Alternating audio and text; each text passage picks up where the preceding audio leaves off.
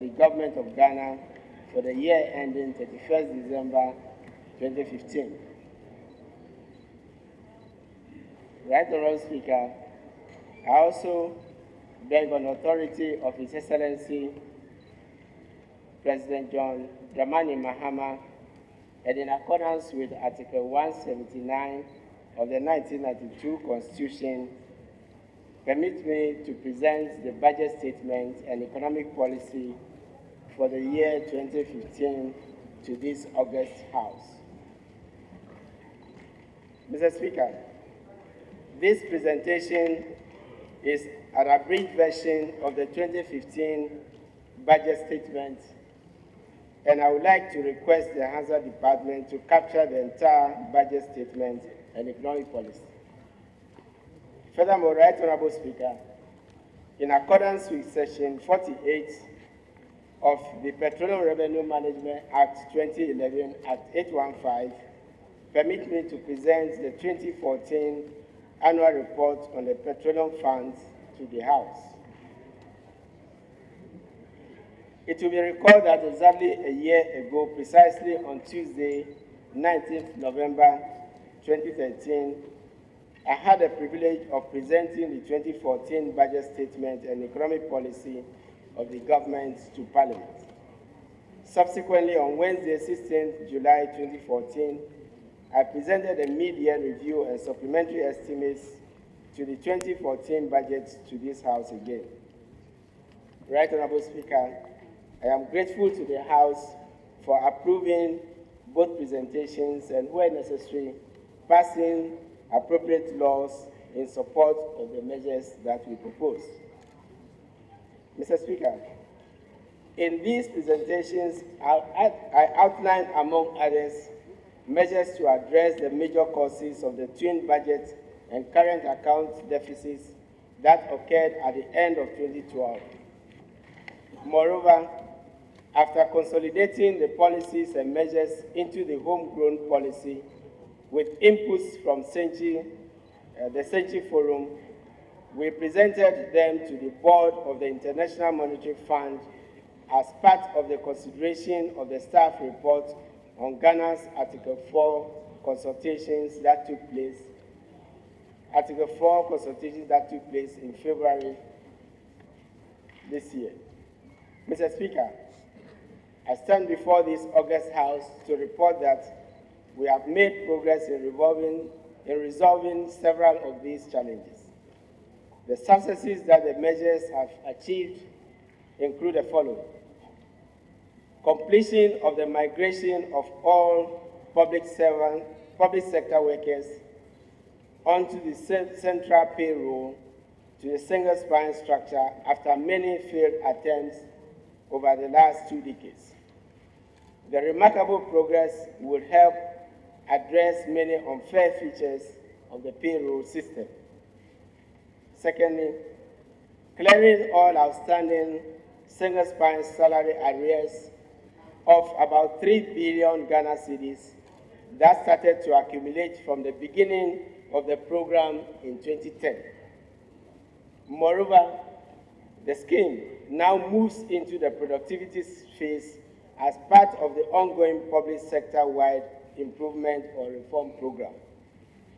Thirdly, eliminating the specter of long queues for fuel, as well as the huge budget overruns of about 339 million in 2012 and 135 million Ghana cedis in 2013 that resulted from past failures to adjust prices through the automatic adjustment pricing formula.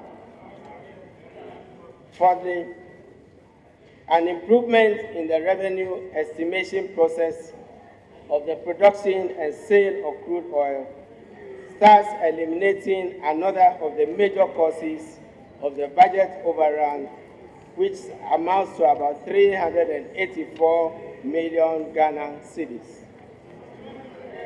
A demonstration of our ability to raise both domestic and external funds to complete several projects that were put on government budgets without adequate source of funds.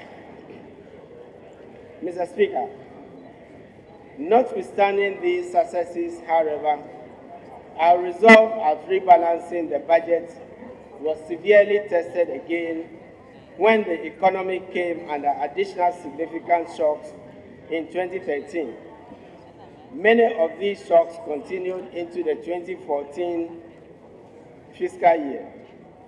The challenges we continue to face as a nation include major exogenous setbacks such as the following: the continued disruption in the supply of gas from the West African gas power pool from August 2012 through August 2014 due to the damage caused to the pipeline. This has significant adverse effects on power supply, national outputs, foreign exchange reserves, and tax revenues. The fall in gold and cocoa prices has had similar effects and required sacrifices by our hard-working cocoa farmers as well as the government in the form of curtailed producer price and export duty, respectively. Hence, we have reason, Mr. Speaker, to commend our farmers and return the favor with the increase in the producer price that was announced this year. The sluggish inflow of grants from some development partners for the third year in succession, which is about 75% below what was pledged to support the budget. And finally, the slump in petroleum prices during the third quarter of 2014 has benefited our automatic adjustment policy. However, it is a factor that becomes important in our quest to utilize the petroleum funds under the PRMA for savings, stabilization, and investments. Mr. Speaker, besides the continuing adverse impact on national outputs, as well as losses in foreign exchange and tax revenues, these latter setbacks had a major impact on the value of the cedi in early 2014. It took several additional bold efforts and the reversal of compliance measures announced by the Bank of Ghana to reverse and stabilize the currency. Thankfully, the Ghana cedi has started showing signs of recovery, which is an explicit enunciation of the recovery and bright near-term prospects for the economy. Mr. Speaker, it was also at this critical juncture, however, that the government decided to request the IMF for balance of payment support that comes with a funded IMF program. Indeed, the enhancements to the homegrown policies, which would have expired in 2016 and 17, and the outcome of the century consultations have been used as vital input for the ongoing program discussions with the IMF. Mr. Speaker, the discussions have been progressing well, and at the appropriate time, when we expect the IMF board to approve the program, we will return to this House with an update. Mr. Speaker, some of us have expressed fears about the potential IMF program. May I state that the nation has a record of implementing several IMF programs in the past.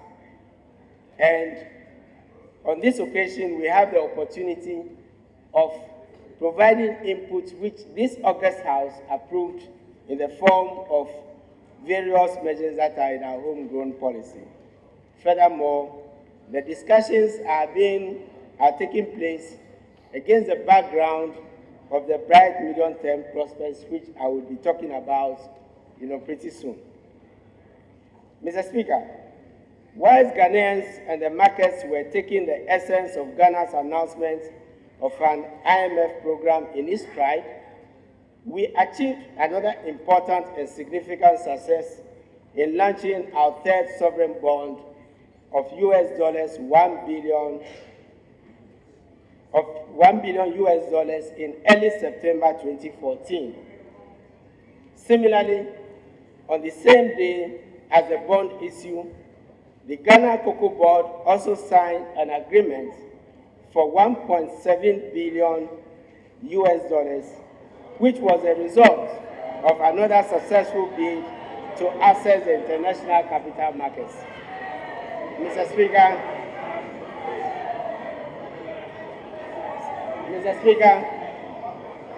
I mentioned,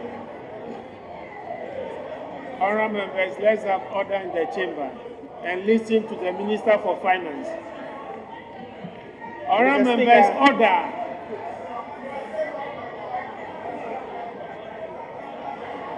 Honourable members.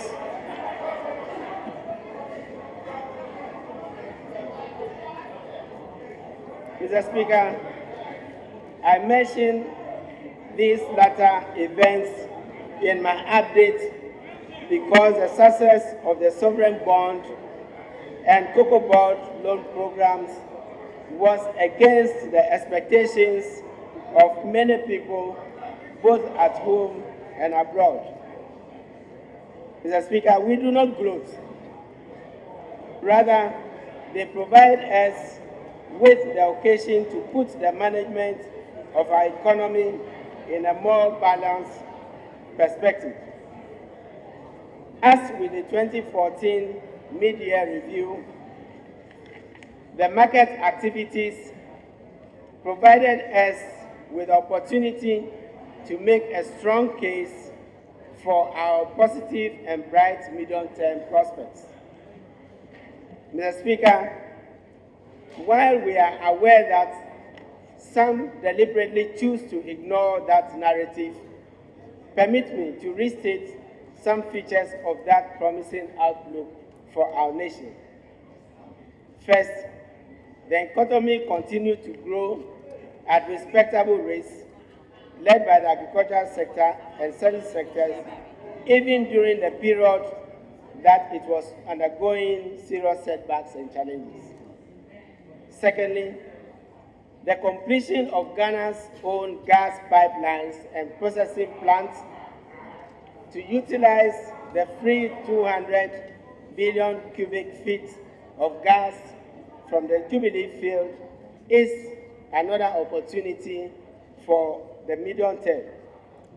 Indeed, the tie-in of the pipelines with the FPSO and the plant has been completed, and the commissioning of gas flows from the oil fields to the plant has started.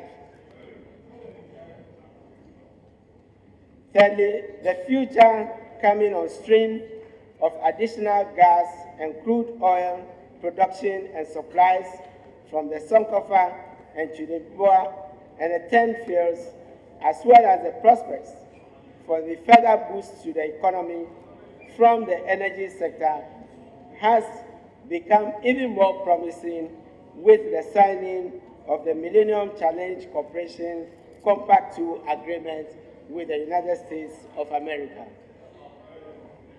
Mr. Speaker, indeed, the 2015 budget will be unique in one major respect. It will usher the country into the gas era and phase 2 oil and gas production.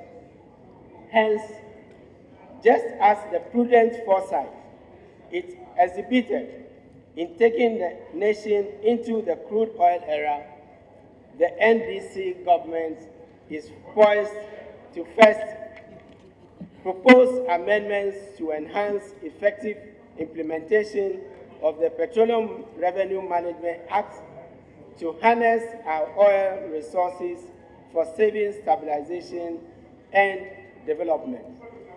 Secondly, outline firm policies for the energy sector that include the following key elements: implementation of over 400 million US dollar Compact II program, a major overhaul of the pricing, tax, and levy structure for the energy, utilities, and petroleum products, a vigorous use of alternative financing instruments for energy and non-energy investments, mainly the insurance and partial risk guarantee tools of the World Bank and the African Development Bank to boost private sector participation in the sector and in the economy. As part of the new debt management strategy approved by this House, we will continue to enhance the use of oil and gas resources to leverage the capital markets for development. This latter initiative will involve the issuing of energy bonds through plans that draw on synergies among the balance sheets of capable state-owned enterprises and the private sector. In this context, we will also consider the possibility of a second line of longer-term cocoa bonds by Cocoa Board to fund its long-term capital and infrastructure needs in order that it does not borrow from the short end of the market as it has been doing now. Mr. Speaker, this innovative financing plan is key for the energy sector, where recent negotiations involving gas pricing and GMPC's aggregator arrangements clearly suggest the need for strong balance sheets, both of the nation and our state-owned enterprises.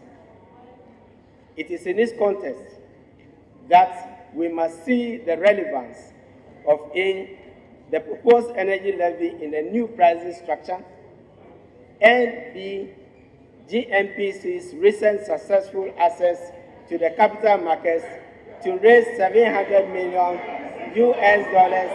to support infrastructure development.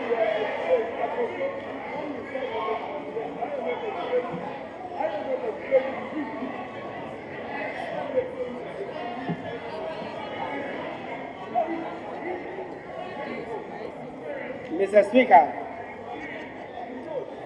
I would like to emphasize that this loan is a GMPC loan and not a central government loan.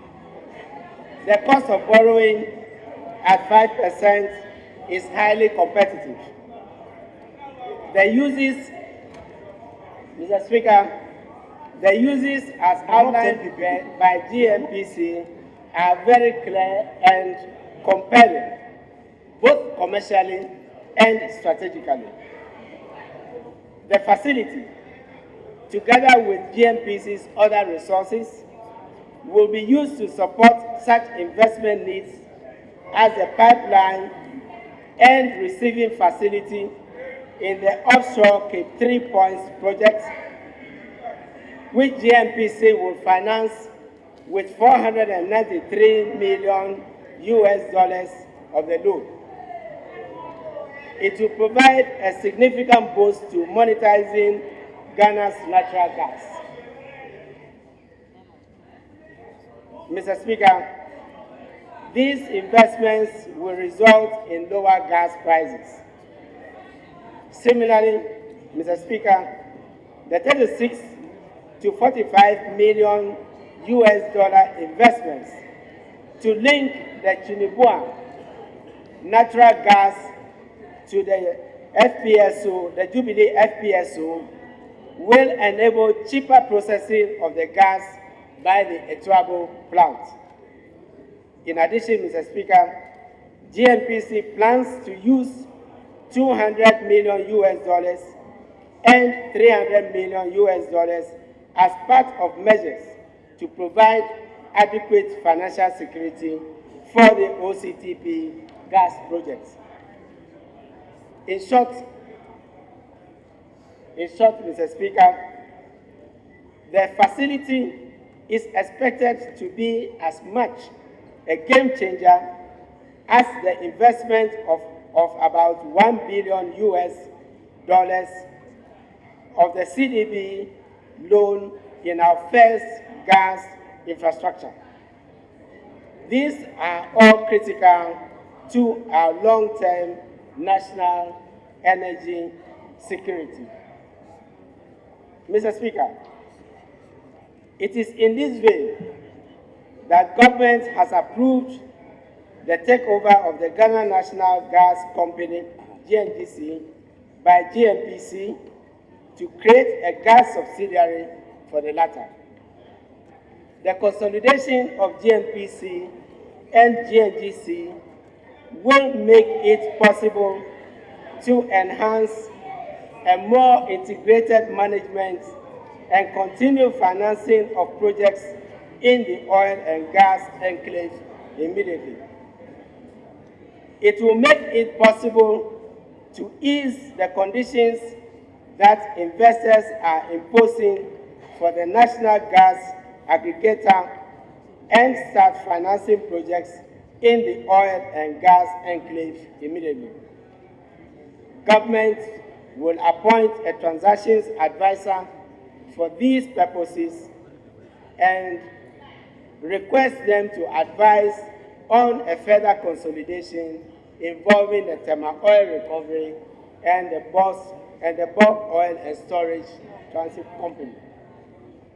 Mr. Speaker, finally, we will consult with and learn from the experience of sovereign wealth funds on the continent, including Nigeria and Angola and elsewhere, as well as start exploratory talks on financing energy and non-energy infrastructure with the newly established Global Infrastructure Fund of the World Bank and the Africa 50 Infrastructure Fund of the African Development Bank. Mr. Speaker, these two institutions have agreed to help the Ghanaian government in setting up our own Ghana Infrastructure Fund. Right Honourable Speaker, against this background, permit me to re-echo His Excellency President Mahama in stating that whilst we see a bright future encompassing the services, agriculture, and industrial or mostly energy sectors, we are not yet out of the woods. Therefore, as we serve to enhance our ongoing fiscal consolidation measures and policies under a prospective IMF program, we are reminded that we would not be merely continuing our stabilization efforts. In the near term, Mr. Speaker, an IMF program will dovetail into the promising environment we plan to create for inclusive growth, value addition, and diversification. This outlook is embodied in the theme for the 2015 budget statement and economic policy, transformational agenda, securing the bright medium-term prospects for the economy.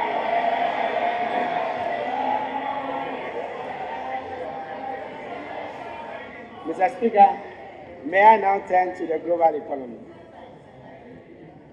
Mr. Speaker, permit me to present a summary of the performance and outlook for the global and domestic economies.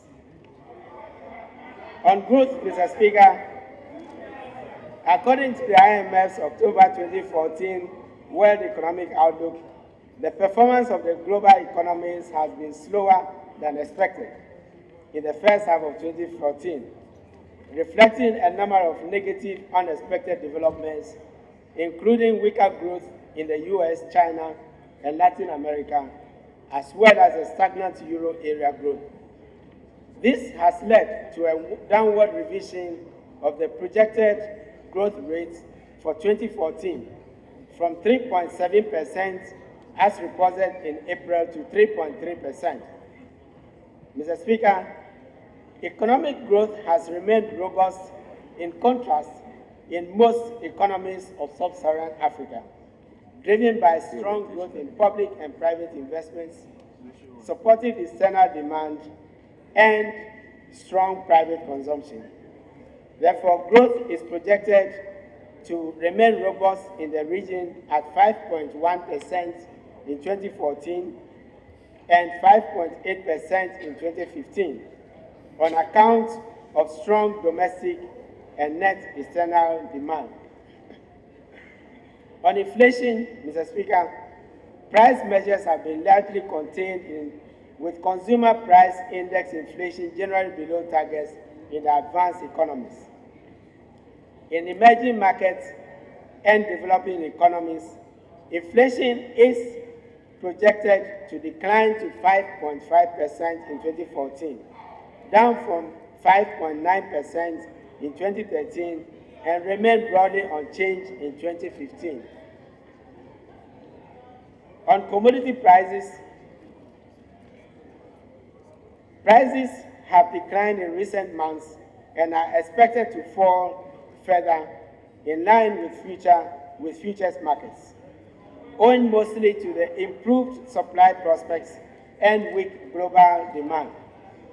Crude oil prices have experienced a declining trend in recent times, dipping to prices below $90 in July and average of 107 and declining to 80 in November 2014. According to the October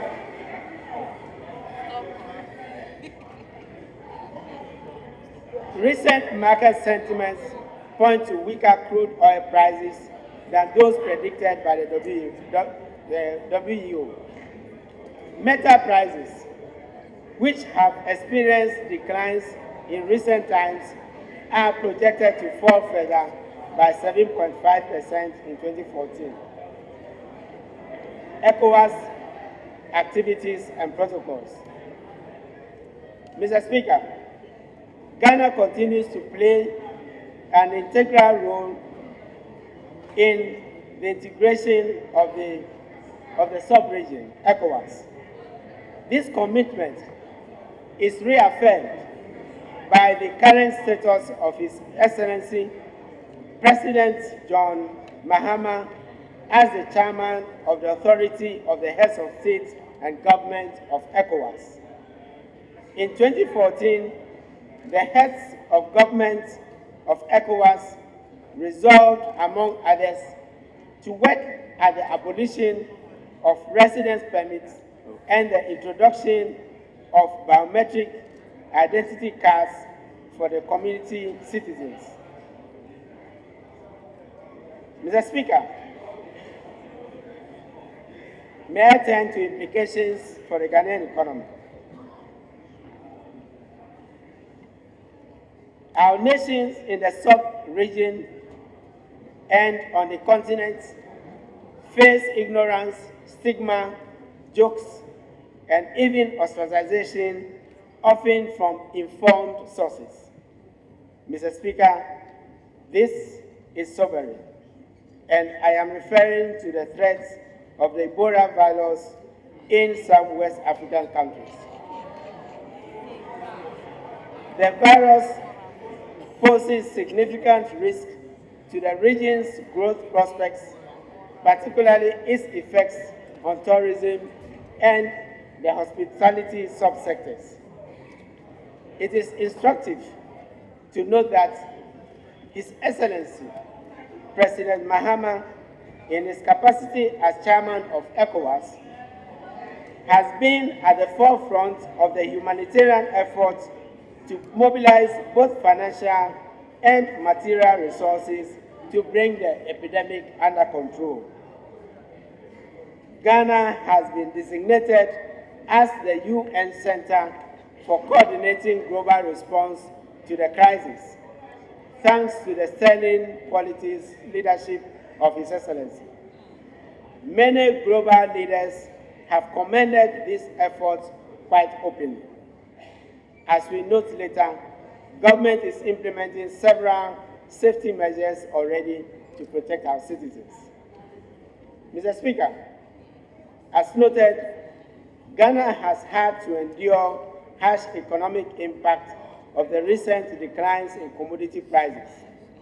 In particular, the declining prices of gold have had adverse impacts on jobs and revenues in the mining sector.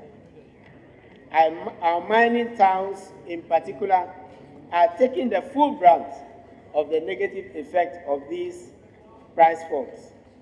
The projected decline in oil prices would also impact negatively on the fiscal situation, although the lower prices, as we noted, could also have a dampening effect on our petroleum prices. However, the prospects are that the developments in gas can neutralize some of these adverse crude oil effects. To sustain our medium-term growth prospects, measures are being put in place to reduce our vulnerability to external shocks through such means as strengthening our tools for risk management, diversifying and adding value to our exports, and supporting local production of imported goods which can be produced domestically. The fiscal framework would also be strengthened to foster medium-term planning and preserve debt sustainability, as well as deepen structural transformation of the economy. Mr. Speaker, I turn to macroeconomic performance and outlook. The provisional gross GDP data released by the Ghana Statistical Service for 2014 estimates an expansion of 6.9% of the country's economy, down from a revised target of 7.1% and the 2013 growth of 7.6%. In a reversal of trends in recent times, the agricultural sector recorded the highest growth of 5.3% in 2014, followed closely by services and industrial sectors by 4.6%. Mr. Speaker, in the medium term, real GDP is estimated to grow at an average of 6.8%, whilst non-oil GDP is projected to grow at an average of 4.4%. The industry sector is projected to be the lead sector over the medium term, with an average growth of 11.4%, followed by the services sector with 6% and the agricultural sector in 3.6%. The growth in the industry sector will be fueled mainly by increasing growth in the petroleum industry due to expected gas production from the Jubilee field, the commencement of crude oil and gas production in the TEN field, and the Sankofa fields in 2016 and 2017. The projection is also based on expected improvements in manufacturing, with expected similar improvements in electricity and power production. Projected growth in the services sector will be spurred on mainly by financial intermediation, information and communications and transport and storage subsectors. Mr. Speaker, the growth in agriculture is expected to result mainly from planned government interventions, including increasing the number of agricultural mechanization services centers, or AMSECs, as well as enhancing the fertilizer and seed subsidy program. On inflation, Mr. Speaker, inflation rose to 16.9% in October 2014 from 16.5% in September and 13.5% at the end of 2013. The rise in inflation in 2014 reflects the sharp depreciation of the local currency, as well as the pass-through effects of fuel and utility price adjustments. Inflation during the first 10 months of the year was reflected more in the non-food inflation than in the food inflation. Mr. Speaker, Bank of Ghana's monetary statistics showed an increase in the growth of monetary aggregates. General money supply, including foreign currency deposits, indicated a year-on-year growth of 33.6% by the end of September 2014, compared with a growth of 17.4% at the end of September 2013. On interest rates, the rates increased for the period January to September 2014. The average rate on the 91-day 20 Treasury bills rose to 23.5% in 2014 from 21.6% in September 2013. However, the difference between the borrowing and lending rates declined to 14.25% in September 2014. Mr. Speaker, the cedi continued to weaken on the domestic market amid demand pressures earlier in the year. In the interbank market, over the 9-month period of 2014, the cedi depreciated by 31.2% and 29.3% and 23.6% against the US dollar, the pound sterling, and the euro. This compares with depreciation of 4.1%, 16.7%, and 20.1%